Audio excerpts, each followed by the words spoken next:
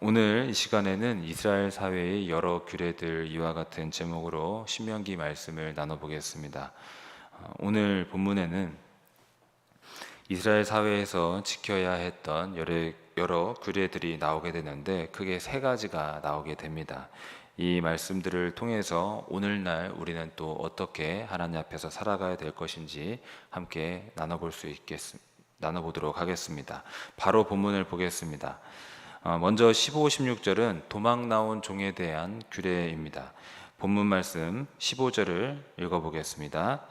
종이 그의 주인을 피하여 내게로 도망하거든 너는 그의 주인에게 돌려주지 말고. 이 구절을 보시면 어떤 종이 주인을 피해 도망쳐 나왔다면 그 종을 맞아주고 원 주인에게 돌려보내지 말라는 그런 말씀입니다.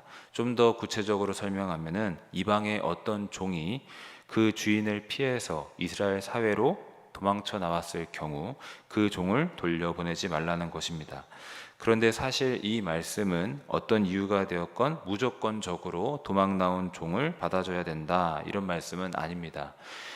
왜냐하면은 그 종이 주인을 피해 도망 나왔을 때 어떤 짓을 저지르고 나왔을지는 모르기 때문입니다. 가령 예를 들어서 그 종이 살인이나 강도 같은 끔찍한 죄를 범하고 나왔는데 그것을 모른 채 그저 무조건적으로 받아주는 게 사랑이다 이런 식으로 생각해서 받아준다라는 것은 죄를 눈감아주고 두둔해주는 것이 되기 때문에 결코 그것은 옳은 일이 아닙니다.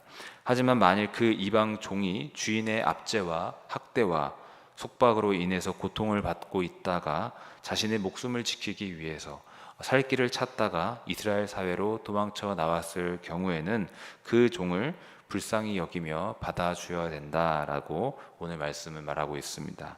그 주인에게 돌려보내지 말고 그 종을 받아줘서 그 종을 살려줘야 된다라고 말씀하고 있습니다.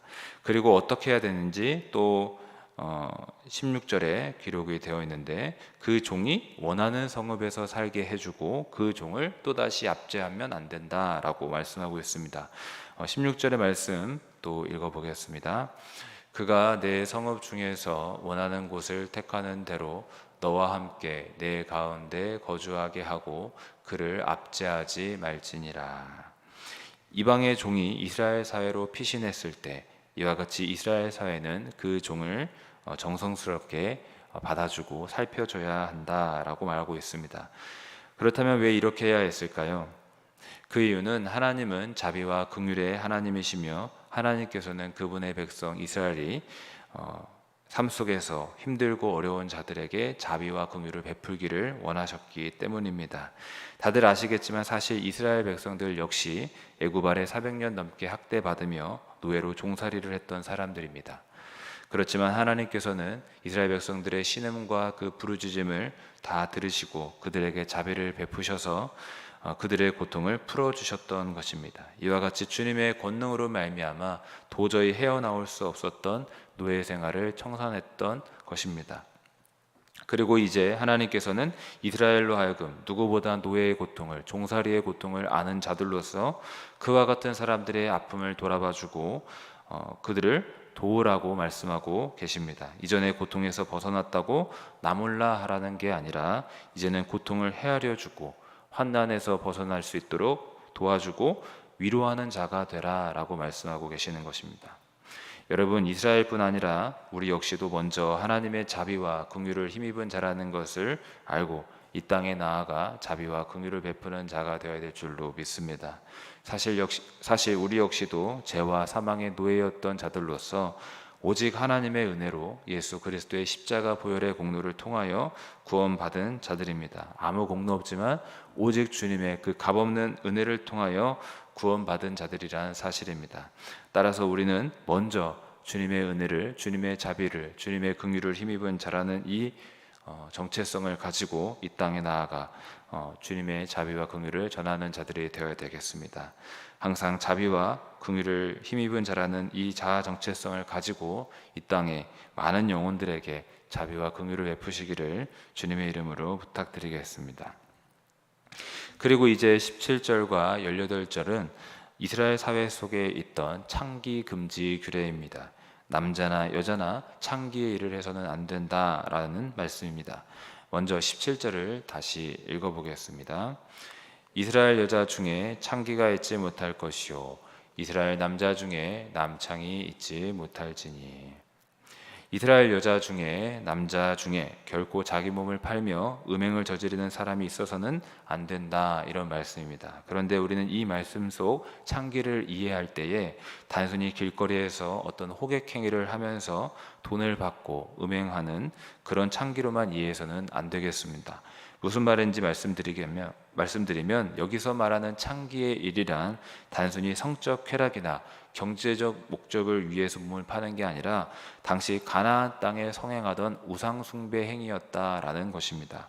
가나안 땅에서는 대표적으로 바알과 아세라 우상이 있었습니다. 그런데 이들을 숭배하는 제사 의식에는 신전에 소속된 남자 창기 또는 여자 창기와 성관계를 맺는 것으로 이루어졌다라는 것입니다. 따라서 여기서 말하는 창기란 단순히 어떤 성적 쾌감을 위한 그런 게 아니라 우상 숭배에 가담하는 자들로 이해해야 한다라는 말씀입니다. 따라서 하나님께서는 결코 이스라엘 백성들이 가나안 땅에 들어가서 이와 같은 우상 숭배 죄에 빠지지 않도록, 또한 음행의 죄악에 휩쓸리지 않도록 이와 같이 말씀하셨습니다. 이스라엘 여자 중에 남자 중에 창기가 있어서는 안 된다. 그리고 이어 18절을 보시면 창기가 번 돈은 하나님의 전에 가져오지 말아야 된다라고 말씀하고 있습니다. 함께 또 18절을 읽어보겠습니다.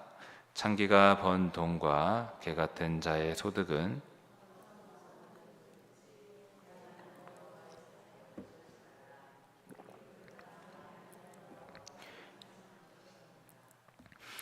여기서 말하는 창기는 어떤 성적, 경제적 목적을 위한 창기도 해당되겠습니다. 하지만 앞서 나눈 대로 신전의 창기를 가리키는 것입니다. 우상 숭배에 속한 창기를 말하고 있습니다.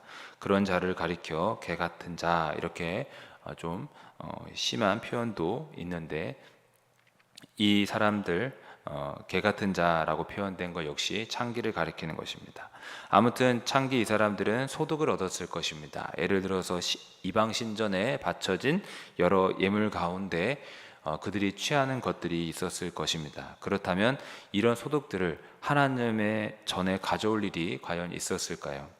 아마 거의 그런 일은 없었을 것입니다. 그럼에도 불구하고 이런 규정이 기록되어 있는 이유는 아마도 하나님을 위한다는 그런 목적을 위해서 어떤 식으로든 돈을 많이 벌면 되지, 이런 이런 생각은 잘못된 것임을 가르쳐 주기 위함일 것입니다. 여러분, 하나님께 많은 헌금을 하기 위해서라면 도둑질을 해도 되고 남을 속여 불의한 방법으로 돈을 모아도 된다, 이렇게 생각할 수 있겠습니까? 그렇지 않을 것입니다. 어떤 식으로든 하나님을 위해 일한다며, 심지어 선을 갚기 위해서라며 이런 선한 목적을 가지고 있기 때문에 내가 어떤 식으로든 돈을 많이 벌면 된다, 정직한 삶을 포기하고 불의한 방법을 써도 된다, 이렇게 생각하는 것은 잘못된 것입니다. 결코 하나님은 그런 방식의 삶을 기뻐하지 않으실 것입니다. 여러분, 하나님은 정말 말 그대로 가장 부유한 분이십니다. 가장 크신 분이며 이 세상의 은과 금도 다 하나님의 것이기 때문에 그 어떤 부족함도 없으실 것입니다. 그러므로 그분에게 무엇인가 부족해서 우리가 어떤 식으로든 많은 소득을 벌어야 된다, 이렇게 생각한다라는 것은 옳은 생각은 아닙니다.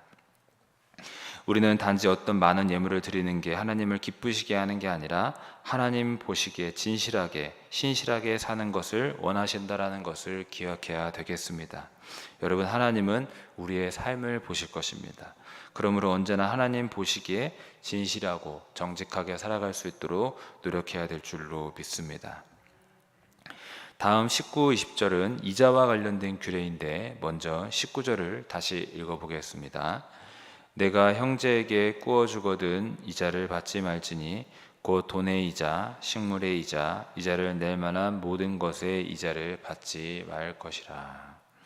보시면 형제에게 무엇인가 꾸어졌을 경우 이자를 받지 말라, 이런 말씀입니다. 그러면서 돈이나 식물, 곡식, 어떤 것이든지 이자를 받지 말아라 라고 말씀하고 있습니다.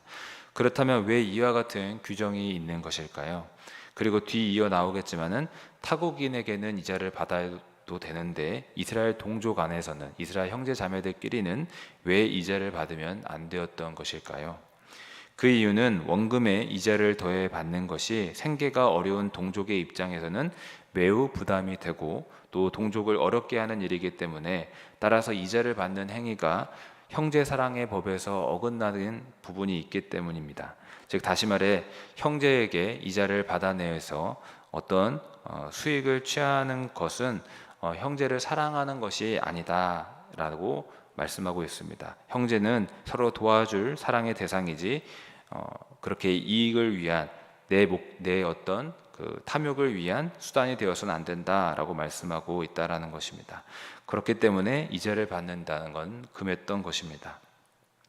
여러분, 이와 같은 규정을 통해서 하나님은 이스라엘 공동체가 사랑 안에 세워지기를 원하셨다라는 것을 우리가 알 수 있습니다.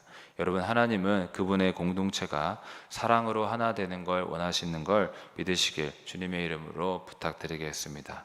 그러하기에 우리가 속한 이 교회 공동체 역시도 사랑과 화목함으로 가꾸고 아름답게 만들 수 있도록 항상 애써야 되는 줄 믿습니다.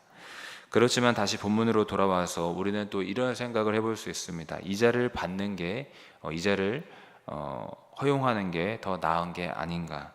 그리고 이렇게 생각한 데에는 이자를 받는 걸 허용해야 돈을 더 잘 구워줄 수 있기 때문입니다. 무슨 말이냐면 이자를 받는 걸 금한다면은 빌려주는 사람 입장에서는 내가 무엇을 남는다고 이 이자를 줄 수 있는가, 이 원금을 빌려줄 수 있는가, 이렇게 생각할 수 있다라는 것입니다. 차라리 이자를 허용해야지 돈을 빌려주는 사람 입장에서는 더 낫기 때문에 돈을 빌리는 사람 입장에서도 돈을 더 잘 꿀 수 있다라는 것입니다. 실제로 그런 부분이 있을 것입니다. 차라리 돈을 꾸어줄 때 이자를 받게 하는 게 더 나을 수 있는 부분도 있습니다. 그렇기 때문에 이 말씀을 또 해석할 때에 고리대금을 해서는 안 되지만은 최소한의 이자는 허용해도 된다라고 이렇게도 해석하기도 합니다. 다음 20절의 말씀을 함께 또 읽어보겠습니다. 타국인에게 내가 꾸어주면 이자를 받아도 되거니와 내 형제에게 꾸어주거든 이자를 받지 말라. 그리하면 내 하나님 여호와께서 내가 들어가서 차지할 땅에서 내 손으로 하는 범사에 복을 내리시리라. 보시면 앞서 잠깐 말씀드린 대로 타국인에게는 이자를 받아도 된다고 합니다. 동족끼리는, 이스라엘 형제 자매들끼리는 이자를 안 받는 쪽으로 해야 되지만, 최소한의 이자만 받는 쪽으로 해야 되겠지만 타국인한테는 괜찮다, 이자를 받아도 된다라고 말씀하고 있습니다. 그렇다면 왜 그러했을까? 사실 이자를 받는 건 당시 고대 사회 여러 나라들에서는 상업활동의 이유로 아주 정상적으로 행해지는 일이었습니다. 아주 흔한 일이었습니다. 그렇기 때문에 타국인들과의 거래 시 이자를 약속하는 것은 상업활동에서 필요했던 일이며 지극히 정상적이었다라는 것입니다. 따라서 이와 같은 타국인에게 내게 꾸어주면 이자를 받아야 된다, 정상적인 경제활동을 할 수 있도록 이렇게 허용되었던 것입니다. 하지만 앞서 본 대로 이스라엘 동족끼리는 형제의 궁핍한 생계를 이용해서 큰 이자를 받는 식의 그런 탐욕의 일을 하지 말라고 말씀하십니다. 형제에게 뭔가 이자를 받아내 더욱 힘들게 할 생각을 하지 말고 이자 없이 꾸어주라 라고 말씀하고 있습니다. 그리할 때 하나님께서 어떻게 하신다 라고 말씀하십니까? 내 손으로 하는 범사에 복을 내리시리라, 이렇게 말씀합니다. 즉 하나님께서는 형제의 그 어려운 형편을 알고 도와줄 때 그의 선행을 갚아주신다라고 말씀하고 있습니다. 여러분, 우리는 형제를 사랑하고 돕고 자비를 베풀어야 되겠습니다. 힘들고 고통받는 일을 나몰라 하는 게 아니라 사랑하고 도울 때 하나님께서는 그 모든 것을 다 보고 알고 계시며 또 그 은밀한 선행을 다 갚아주신다라는 말씀입니다. 말씀을 정리하면서 오늘 본문 속에는 이스라엘 사회 속에서 지켰던 몇 가지 규례들이 있었습니다. 이것들을 보면서 깨달은 바를 몇 가지를 정리하자면, 내가 하나님의 자비와 사랑 긍휼을 힘입은 자라는 이 사실을 먼저 알고 자비와 긍휼을 베푸는 삶이 되어야 한다라는 것입니다. 또한 하나님은 우상 숭배의 죄를 미워하신다라는 것입니다. 또한 음행의 죄도 미워하신다라는 것입니다. 그리고 또 하나님을 위해서라는 어떤 명분을 대면서 거짓과 탐욕, 잘못된 방식으로 소득을 벌어서는 안 된다라는 것입니다. 또 어려운 형편에 있는 형제를 항상 돕고 베풀어 줘야 된다라는 것입니다. 그렇게 할 때 하나님은 형제를 사랑하고 돕는 자의 선행을 다 알고 갚아주신다 말씀하십니다. 여러분, 오늘 말씀의 교훈들을 기억하며 살아갈 수 있기를 주님의 이름으로 부탁드리겠습니다. 그리할 때 하나님의 놀라운 은혜와 복이 우리 귀한 성도님들과 저에게 따라오게 될 줄로 믿습니다. 기도하겠습니다. 살아계신 하나님, 감사합니다. 항상 주님이 주신 은혜와 그 자비를 먼저 기억하고 이 땅에 주의 사랑을, 주의 은혜를 증거할 수 있는, 전할 수 있는 우리 모두가 되게 하여 주시옵소서. 나아가 주의 이름으로 베풀고 꾸어주고 나눠줄 수 있는 은혜도 있게 하여 주시옵소서. 우리가 하는 모든 범사 위에 주님의 은혜가 넘치도록 항상 자비의 삶을, 긍휼의 삶을 살아가는 우리 모두가 될 수 있도록 도와주시옵소서. 감사드리며 살아계신 우리 주 예수 그리스도의 이름으로 기도하옵나이다. 아멘.